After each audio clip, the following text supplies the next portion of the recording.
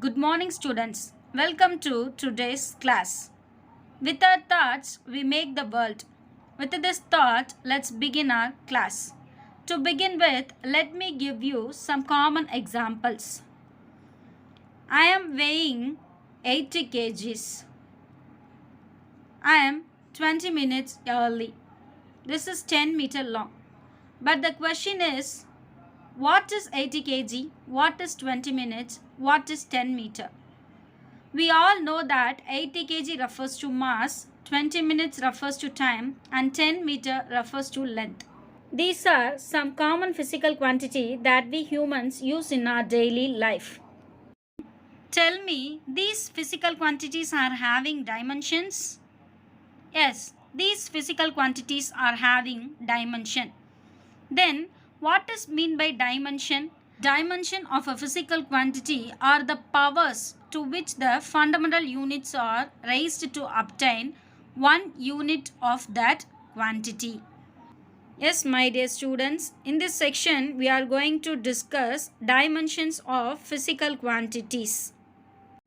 Dimension of physical quantities. Dimension of physical quantities can be defined as any physical quantity which is expressed in terms of base quantities.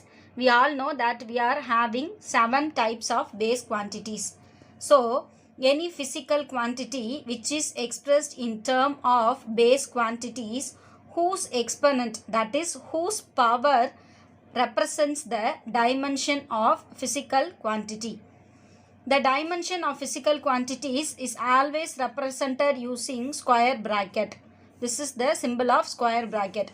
For example, if you are going to write the dimension formula of length, we have to put it in a square bracket.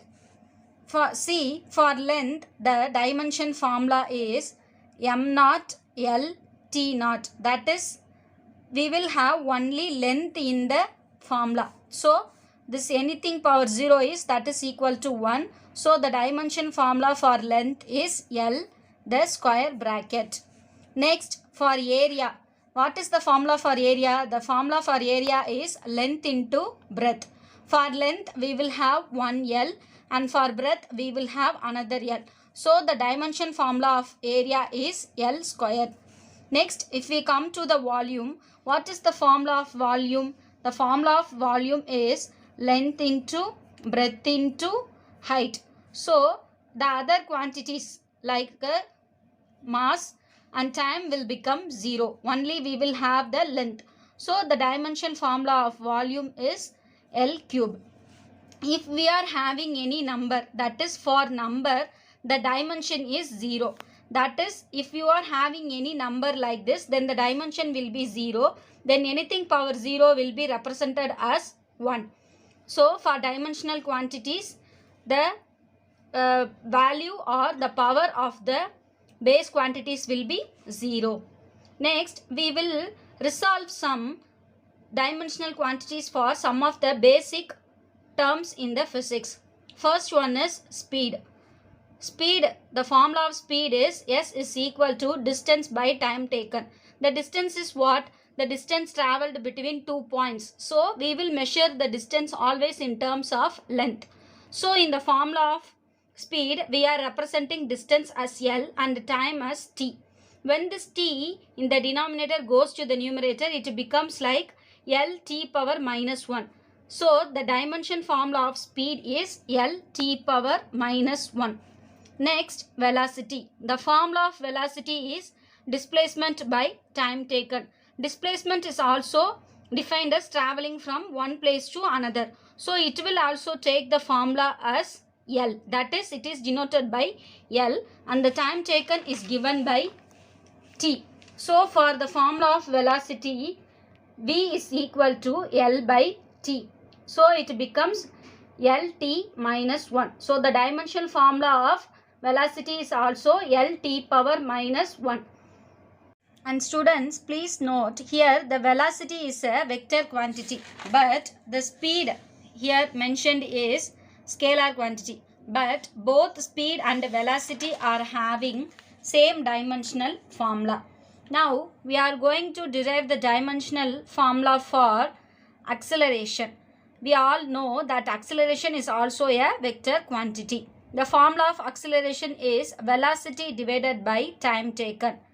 The dimensional formula for velocity is Lt power minus 1, and for time we will put t. So the dimensional formula for acceleration is Lt power minus 2. Next, for linear momentum or momentum. The formula for linear momentum is mass into velocity.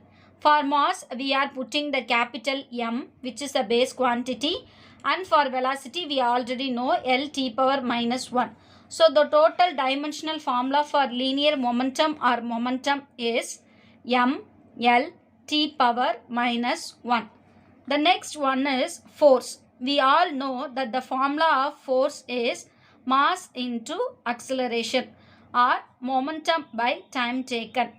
If we are using the formula mass into acceleration, for mass we are substituting the base quantity capital M. And for acceleration we have already derived that Lt power minus 2. So the dimensional formula for force is mLt power minus 2. It is same for all kind of forces, whether it is a strong force or electromagnetic force or weak force, gravitational force. For further, frictional force, centrifugal force and centripetal force all will have the same dimensional formula mLt power minus 2. The next one is impulse. For impulse, the formula is force into time. For force, we already know the dimensional formula is mLt power minus 2. Into t means capital T. Here we are having numerator as 1. Then minus 2 and plus 1 will be minus 1. So the formula for impulse is mLt power minus 1. Next, we are going to discuss the dimensional formula of work. The general formula of work is force into displacement. We already know the dimensional formula of force is mLt power minus 2, and for displacement we are using length L. So the total dimensional formula of work is mL square t power minus 2. Next, for kinetic energy. We know the general formula of kinetic energy is half mv squared. So we are writing it in a square bracket. Since this half is a constant, it will become 1 because the anything power 0 is given as 1. Next, for m, we are using the capital M, and for velocity we already know Lt power minus 1. For v squared, it will be L square t power minus 2. So the total kinetic energy formula is mL squared t power minus 2. Next, for potential energy. The general formula of potential energy is mgh. For m, we are using the capital M. And this g represents the acceleration due to gravity. So, the dimensional formula of acceleration is already given as Lt power minus 2. So, we are substituting Lt power minus 2 instead of g. And this is height h. So, height h is represented in term of base quantity L. So, the total dimensional formula will be mL squared t power minus 2. We already have derived the kinetic energy as mL squared t power minus 2, and now the potential energy is also mL squared t power minus 2. Then the total energy, which is the sum of kinetic energy and potential energy, is given as mL squared t power minus 2. So, the dimensional formula of energy is also mL squared t power minus 2. Next, we are going to derive the dimensional formula of torque. The torque is denoted by a Greek alphabet tau. The formula of torque is r vector into f vector. For f vector, we already know the formula of dimension is mL t power minus 2. For this radius, which is represented in term of length, we are adding an L. So, the total dimension formula will be mL squared t power minus 2. Types of derived quantities. Dimensional variables have dimensions but no physical value. Example, force, velocity, power. Dimensionless variables neither have dimensions nor fixed value. Specific gravity, strain, angle. Dimensionless constants have fixed dimensions and fixed value. Examples, Planck's constants. Dimensionless constants have no dimensions but have fixed values. Example, 1, 2, 3, pi. Next one is principle of homogeneity of dimension. The word homogeneity denotes the meaning same. So this concept denotes dimensions of all terms in a physical expression should be the same. Let's clear this topic by a expression or example. In this example, we are having an equation v squared is equal to u squared plus 2as. We already know the dimension formula of v, that is velocity is Lt power minus 1. Then what will be the dimensional formula of v squared? It is L squared t power minus 2. Then this v denotes the final velocity and this u denotes the initial velocity. So this v squared and u squared will have the same dimensional formula. So we are substituting this value L squared t power minus 2 in the equation. We will get v squared. Instead of v squared, we are putting L squared t power minus 2 equal to, instead of u squared, we are putting L squared t power minus 2 plus 2. This a denotes the acceleration. We already know the dimensional formula of acceleration is L t power minus 2 and this s denotes the displacement. So the displacement is always measured by terms of length. So we are using L instead of s. Then what will be the final equation? L squared t power minus 2 is equal to L squared t power minus 2 plus L squared t power minus 2. Since this 2 is a constant, it will become as 1. So now students, look at this equation. This equation is having same dimensions in both sides. This side also it is having same dimension and this side also it is having same dimension. So this equation is said to be principle of homogeneity of dimensions. Now let's see the applications of dimensional analysis. To convert a physical quantity from one system of units to another. To check the dimensional correctness of a given physical equation.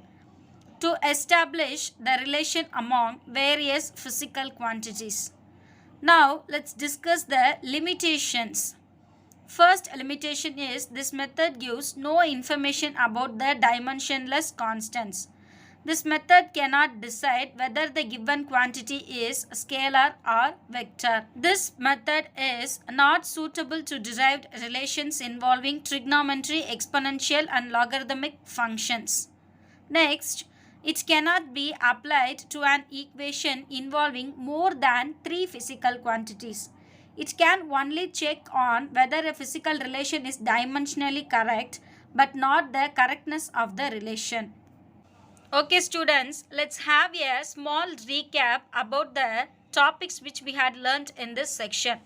We learnt about dimensions of physical quantities and also we come to know how to derive the dimensional formulas for various physical expressions. Along this, we also discussed about dimensional and dimensionless quantities.